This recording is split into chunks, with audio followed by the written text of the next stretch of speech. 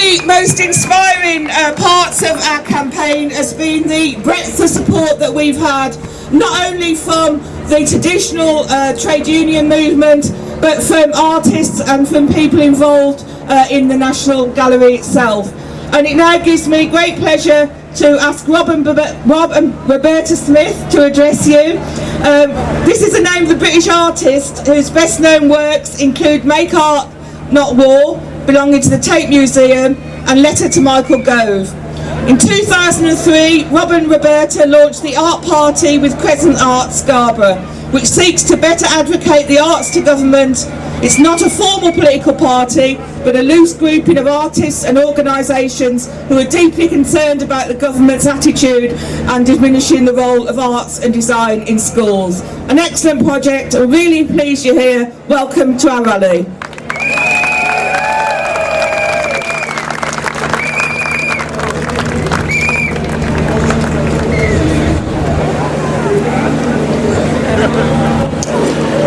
Hello.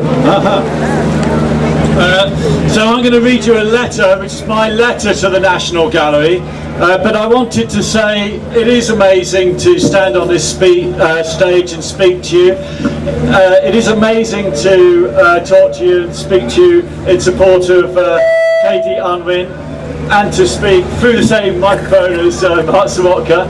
But what I want to say is that in 2010 we used to spend 7 pence in every £100 on the arts, and the last 4 years has seen that money dwindled to 3.5 pence in every £100 of public spending. And that's why the National Gallery are making a lot of really stupid decisions. And also, the head of the Arts Council, who's meant to be at arm's length from government, Sir Peter Bazalgette, is saying it's all okay.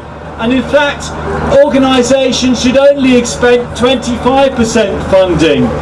And what that from the Arts Council, and that all theatres are businesses. And what that does is destroy the public realm. What that does is say that if you imagine Trafalgar Square as a piece of public space, I know it's hard to do, but we could still do that.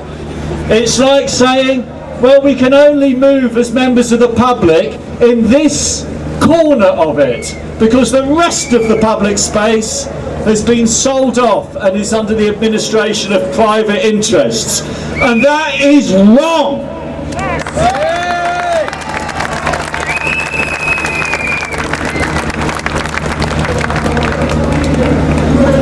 So this is my letter to the people at the National Gallery. But it's also true to say that when you go home, or when you go to your localities and go to your local museums, what I'm asking you to do is make an inventory of what you see there. Because local councils will be seeing local museums not as galleries, not as repositories of knowledge. They'll be seeing them as treasure houses to fund their local situation, and that is also something that we have to oppose. So this is my letter. If you've got good eyesight, you can read along with me. Dear National Gallery, art around the world is under threat. Whip the blogger, blow up the ancient city, detain the artist, shoot the kid who wants to sing on Turkey Has Got Talent, and you frighten the people. Violent men and regimes are using the arts to make an example of the artist and close down free speech. In this country, we are telling kids art is not worth studying. We must show kids art in museums and develop their democratic voices. Museums are important. They're important because art is about democracy. Art galleries are centres of freedom of expression. That's why I am upset that the National Gallery is allowing itself to be used in a standoff about maintaining low wages in one of the world's most expensive cities. We need to cherish, this is the thing, we need to cherish the knowledgeable stewards of this amazing public space, this amazing public realm, the National Gallery, and not sack them and make an example of them. The answer to government cuts must be to stand up for your employees, defend the public realm and oppose the cuts, not remove rights and suppress wages. Freedom of expression is our right. Bob and Roberta Smith. Hey, well done.